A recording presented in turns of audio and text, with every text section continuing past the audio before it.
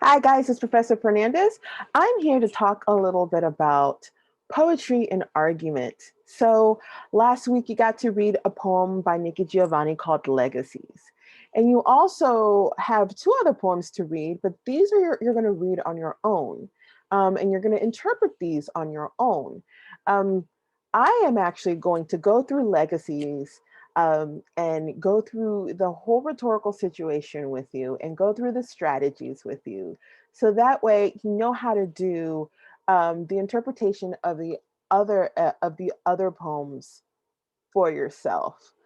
So this class, of course, as you know, is just you get taught the skills and you've got to apply the skills. So I want to go ahead and go through some of this with you so that you understand. Poetry is a little difficult and it can be for folks because it's a heightened language. Things happen in metaphors, there's lots of symbolism there. It's very different from essays because essays are very straightforward. They tell you exactly what they think, where um, poetry doesn't do that at all. So let's go through this. All right.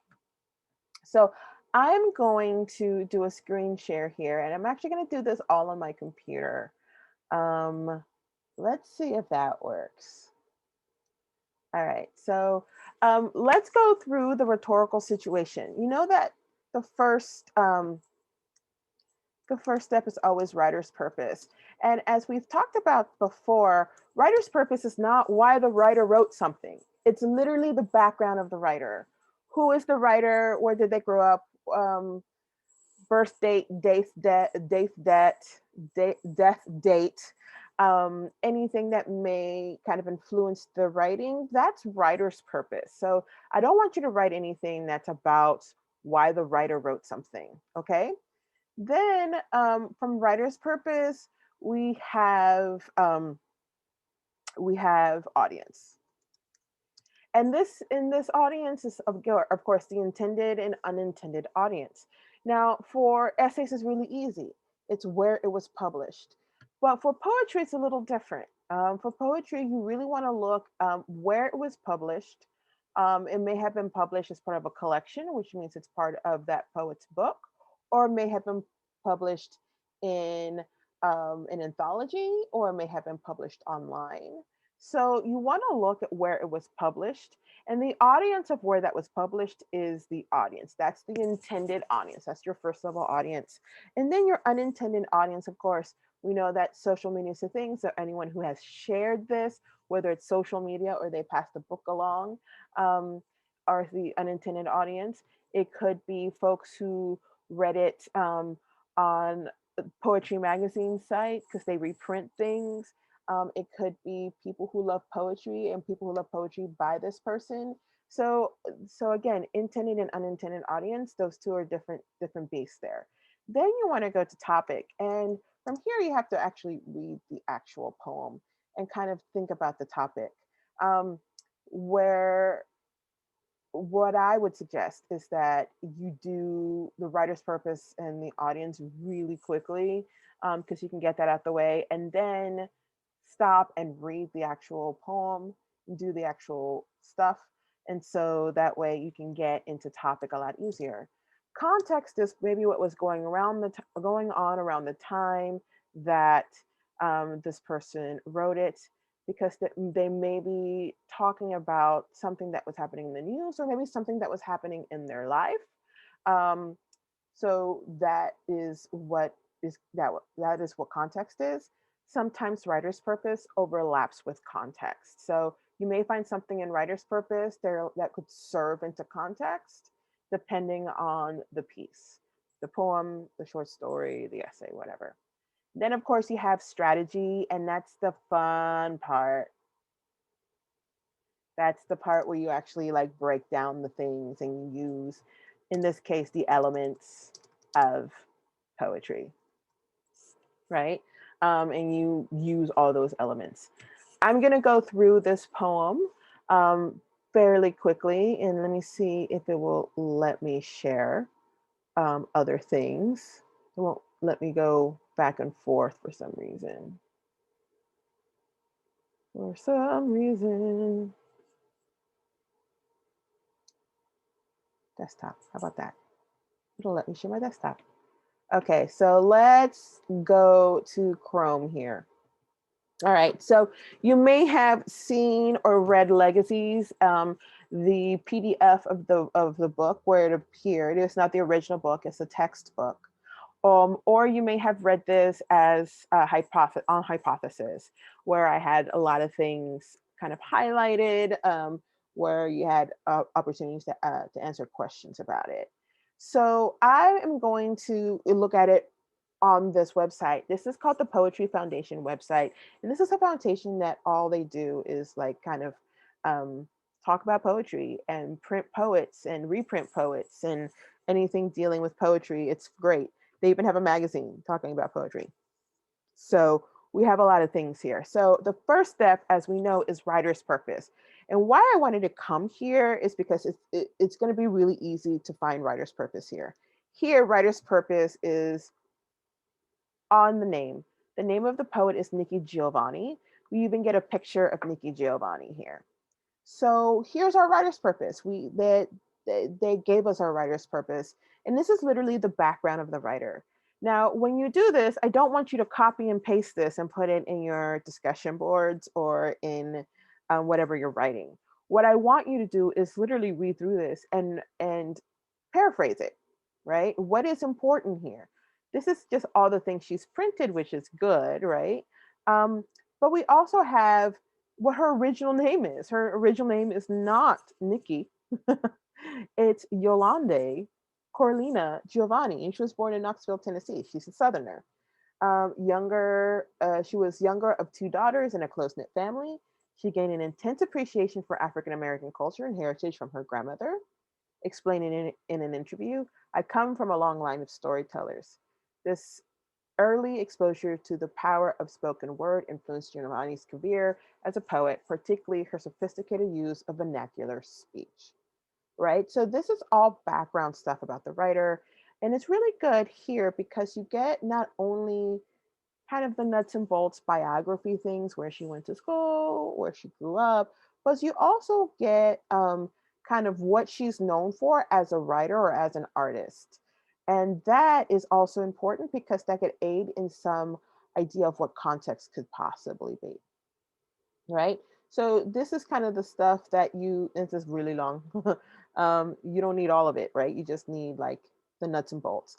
I would go ahead and read through it to see if there's anything you may need, but more than likely you probably don't.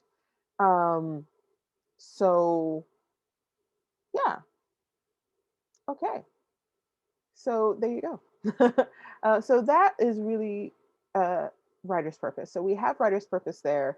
When we have the nuts and bolts. Okay, great. So writer's purpose is done. So another reason why I like giving this version of Legacies and not so much the book version of Legacies. I like the book version too because it's a PDF and it's really easy to put online. But what I really like about this is that it also does audience for you very easily. Right here, we know that Legacies is a poem that was printed in a book called My House, and it's copywritten in 1972. All right, so that is where it was originally published. And we see here that it was republished in a collection of poems in 2003, 2003. I have forgotten how to say this. It's been so long. In 2003.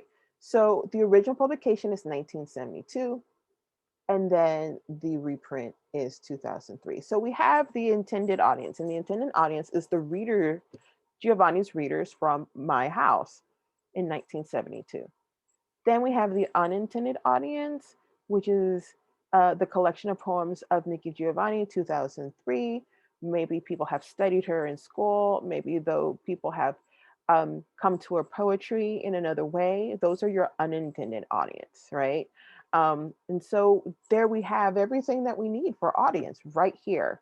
So we have writer's purpose and we have audience. And now we're going to go to topic, context, and strategy, which means that it requires us to read the poem and requires us to break it down. So let's go ahead and read through this poem and go through it with as close to a fine tooth comb as we possibly can. I've made a PDF of this so that way I actually can write on it for while I'm talking to you, not for you, but while I'm talking to you. So let's go through it, and I'm going to read it to you. Her grandmother called her from the playground. Yes, ma'am? I want you to learn how to make rolls, said the old woman proudly. But the little girl didn't want to learn how because she knew even if she couldn't say it, that it would mean that the old one died. She would that when the old one died, she would be less dependent on her spirit. So she said, I don't want to know to make no rolls, with her lips poked out. And the old woman wiped her hands on her apron, saying, Lord, these children. And neither of them ever said what they meant. And I guess nobody ever does. So, one of the first things we want to do is definitely read the poem out loud as as as the writer intended. The thing with poetry is that you have to read it out loud. You can't just read it to yourself. So if you don't feel like you want to read it out loud um, in front of family and friends as you're doing your homework, then go to the bathroom, go to your car, go wherever, and read it to yourself. And read it to yourself a couple of times. Um, if you do a Google search for Legacies and Nikki Giovanni, you will see that there is literally a an a YouTube clip, an audio clip of Nikki Giovanni actually reading this to you. So sometimes, and I haven't put it in there, but if you're doing your due diligence, like your writer's purpose, um, or if you just Google things, um, like if you're with the PDF of Legacies, you can't click on anything, so you're going to have to look up Nike Giovanni. It will come up, right? So I would look to see if the writer has read something, has read the poem, so you can hear how they intended it to sound like. Sometimes you'll get that, sometimes you don't, and if you don't, then you're just going to have to read it out loud. So we have this awesome poem here, and I always start at the beginning. Now, I'm going to go and annotate this, and it's going to be probably similar to what I did um, in hypothesis, except I'm going to probably add a little bit more. So legacies here, if you look up legacies, it's almost like it's a passing down of an item or knowledge, right? Or some version of that meaning. And so this is what we can expect as a reader in this poem, that this is about the passing down of item or knowledge, right? And so the question that we have here as a reader is what is being passed down?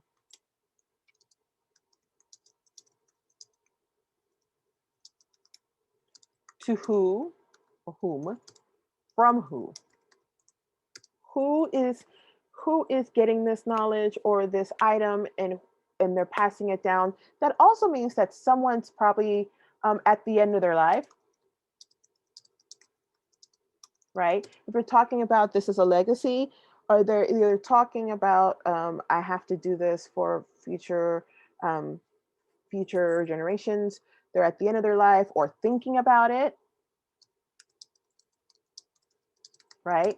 So that is kind of what's going on here with legacies, the word legacies, and so those are probably some of the things you're probably thinking about as you just look at the title. So when you're going through poetry, you definitely want to look at the title because the title is promising you something. You may not know what it's promising you until the end of the poem, but it's kind of giving you a hint of what its argument could possibly be. Then we look at this poem as it is. You probably looked at the Poetry 101 video and we talked about stanzas. Here, we don't have any stanzas. So it's all one poem. It goes all the way through. So there's no stop or anything. You just go all the way through. But we do have line breaks here where she breaks the line. Um, and we don't really have much punctuation. So I'm going through seeing if there's any commas or any periods here. And I don't see any commas or periods. So this kind of almost runs all together. And so that kind of alerts us a little bit that, and I'll put this here, not because I'm going to talk about Nikki Giovanni. It's just I'm going to put this here to actually write out some things. So this kind of tells me a little bit that it's all one thing, all one scene, no breaks at all, right? You don't get a period, you don't get a comma, you don't get anything but line breaks.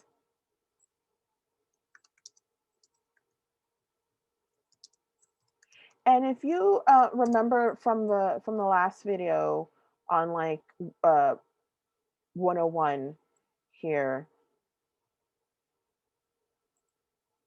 okay, I got it.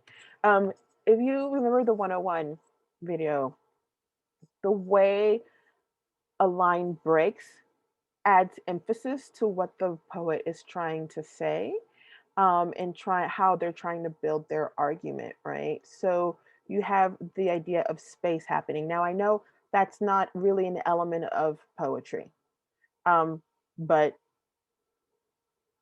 as a poet, that's what we do. So we have here the first line. Her grandmother called her from the playground. Yes, ma'am. I want you to learn to make rolls, she said the old woman proudly.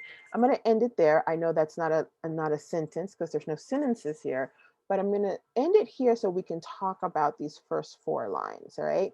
So look at how this is breaking here. So this right here, her mother called her from the playground. It's a full sentence.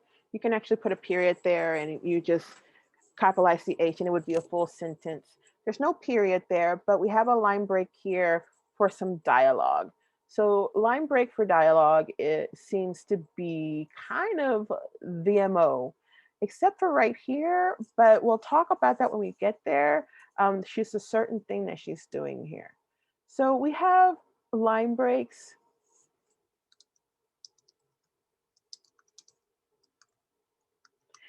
And we also have that she's kind of indenting too. So we have everything lined up on the left-hand side, and we have an indentation here for the dialogue, which separates it from the scene. So it's almost like she is telling a story. So it's like she's telling like a short story, and she's using kind of the rules of the short story in the alignment of this. And so we have this wonderful thing happening here. We also see that she does not capitalize a darn thing. And it could be, and I've seen Nikki Giovanni's other pieces, it could be a style of hers, but because you guys don't have you don't have that context like I do, we're going to look at it just here and not think about maybe something that she is doing. Unless we have found that in the writer's purpose, then we can go ahead and say this is her style, right? But we haven't seen quite yet anything from the writer's purpose that we've done. At this point, you may want to like maybe look for it, but it's up to you, right? So we have that she doesn't capitalize anything. And she has the word her here. So she has characters here that are unnamed. She has a speaker here, and it's a third person speaker. So there's not a persona. And so let me explain the difference between a persona and a speaker. A persona is a mask that a poet puts on to discuss something in the poem. So they'll use like pronouns like I, maybe even we. I've seen some poems use we as a persona, and so that you get almost a first person close encounter with the subject. We don't really get that. It's almost like we are kind of seeing this in a movie, or we're at the playground watching this unfold with a grandmother and her child and her granddaughter. So this is a speaker. So we're not getting close. This is like a third person speaker. um, it's not really that close. So it's not close. And so let me explain what this means. A close third person pops into people's heads. They're going to explain emotion. They're going to explain things, how people feel, why they're doing things, and it's all in third person. That's what a close third person is. It almost feels like first, but this third person is not close because it we don't get their thoughts. We are making judgments based on the actions, right? On the actions. So it's not a close third person, but it's a third person. And these folks are unnamed. He calls her grandmother and calls her the old woman and the little girl. And so what we get here are characteristics of the of the uh of the of the characters here. You'll have to excuse me. I'm not really used to using this program.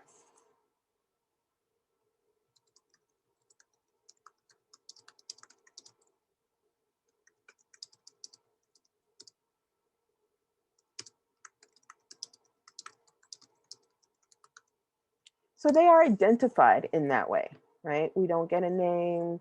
We know it's an old woman and a little girl. We don't even get an age of the little girl. We have to assume this little girl could be anywhere from 5 years old to 12 years old, right? Anywhere from 2 years old to 15.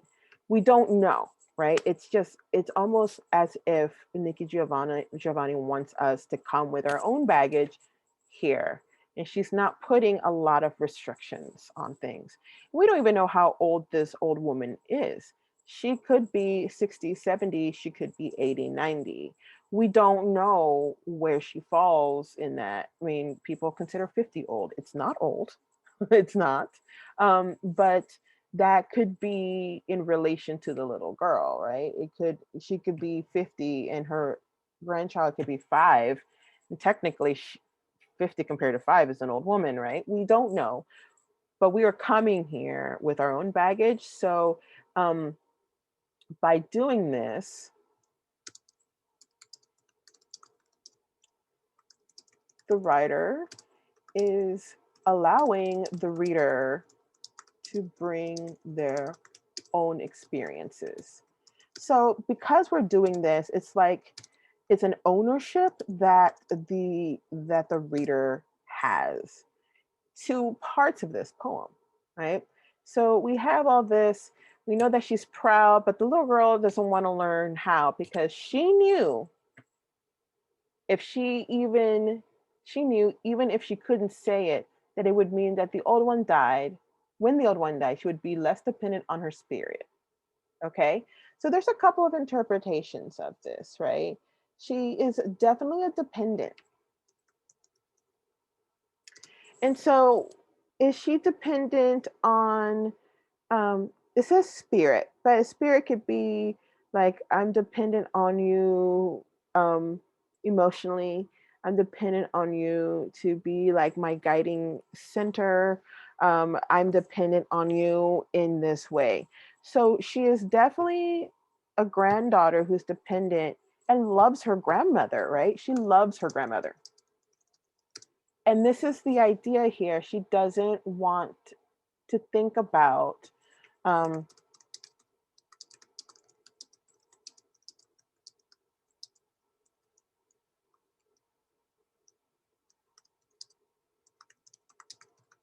she doesn't want to think about a day that her grandmother doesn't exist.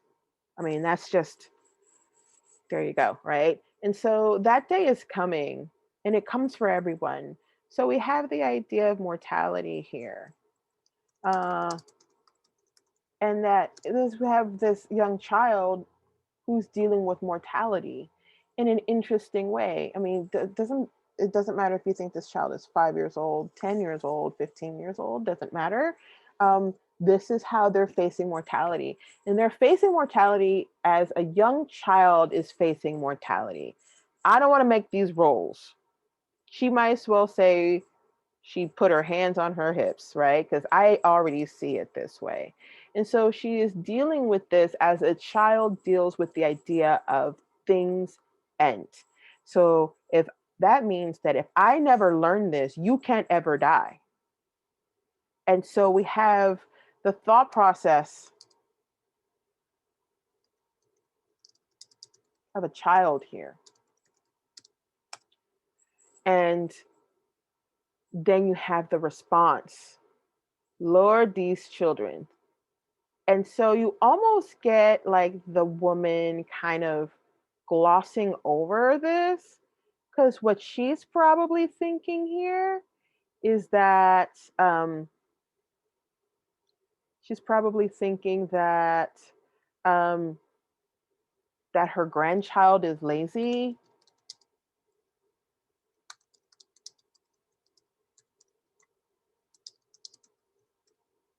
or thinking that um, she's rebelling, um, or any number of things, right? She's probably thinking that. So you have this communication breakdown in this little scene where the child is processing something very simple. If you teach me to make roles, that means I no longer have to depend on you. That means I become independent, which means you could go away. So if I don't make these roles, you can't ever go away. So that's just very childlike thinking. And then you have an adult thinking like, stop being lazy or just get over here, right? And not really having that conversation. So that makes this line right here, neither of them ever say what they mean, and I guess nobody ever does. Like, talks about this communication breakdown for them. And like that uh,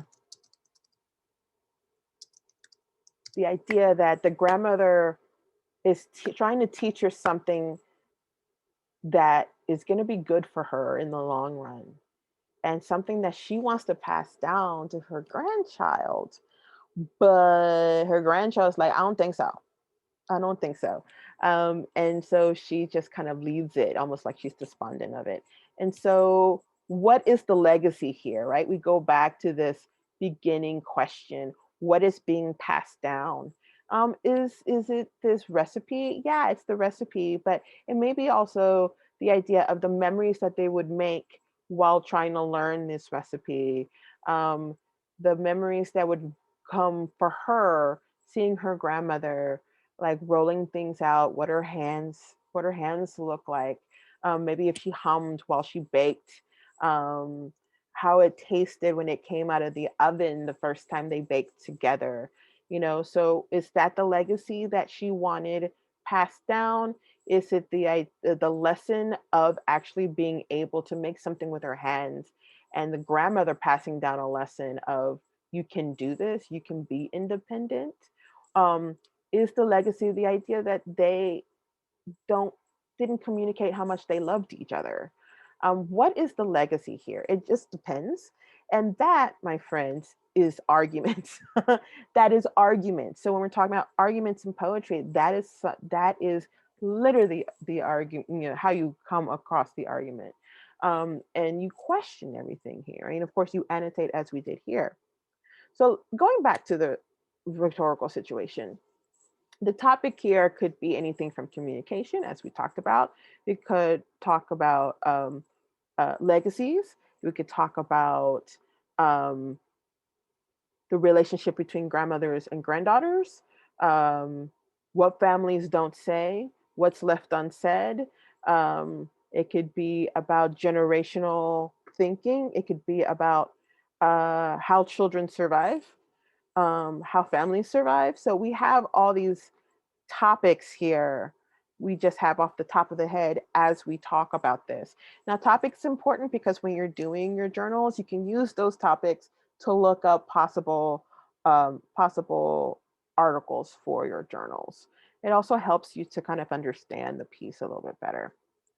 Context is interesting, right? Because remember I said context overlaps a little bit with writer's purpose.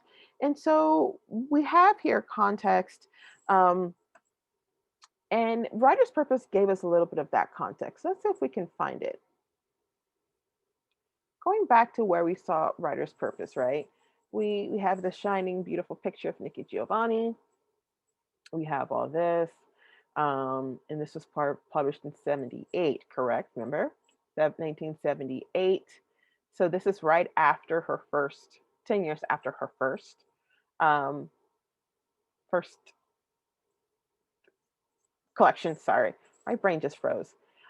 So we have a little bit here. She has appreciation of African American culture and heritage from her grandmother. So a little bit of a context, like, she is probably a grandmother herself, like we can look up if she is.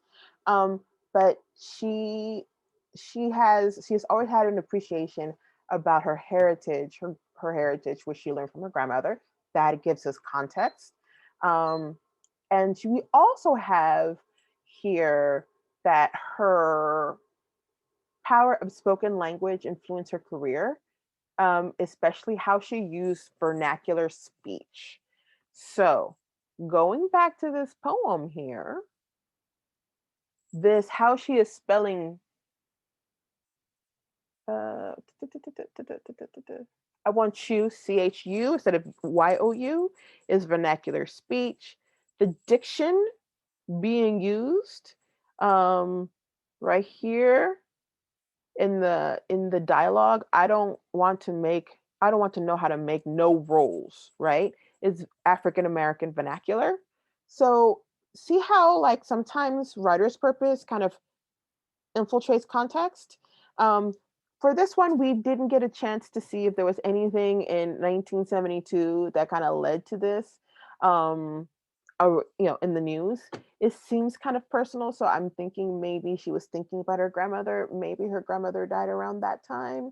Maybe not. Um, who knows? We could do more of a deep dive with that.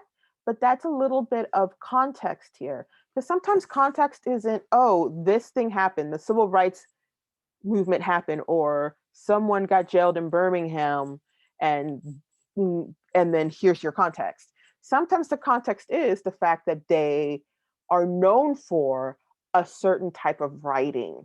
And so that's a context that we are getting here with Nikki Giovanni. And then, of course, we have after context, we have strategy, of which we've already done. And so there's your writer's purpose. So we did it in 32 minutes because I timed it 32 minutes, and I'm a specialist. So if it takes you shorter than 32 minutes, you're doing it wrong. So it should take you longer than 30, it should take you way longer than 32 minutes, right?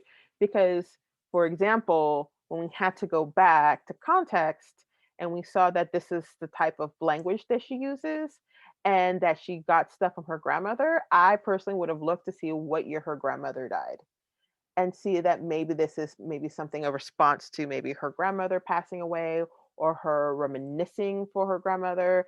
I would look for My House, would probably see if this was on Amazon or something, and look to see if there is a theme or a motif in that book, because usually a poetry collection has a theme, and maybe the context is that she is writing a bunch of poetry about her childhood, right? And so this is the context.